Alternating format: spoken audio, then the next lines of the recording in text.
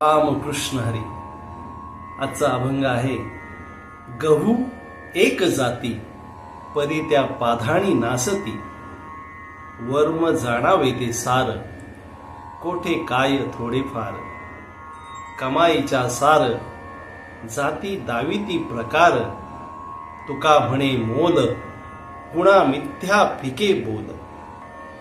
या अभंगामध्ये तुकाराम महाराज म्हणतात की गव्हाचे अनेक खाद्यपदार्थ तयार करता येतात,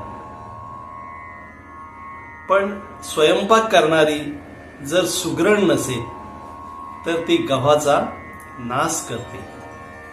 म्हणून पदार्थांचे गुणधर्म व त्यांचे वर्म ओळखून कुशलतेने त्याचा उपयोग करून घ्यावा. अनेक प्रकारच्या जातींचे धान्य असतात व त्याचे विविध प्रकारचे खाद्यपदार्थ तयार करणे यात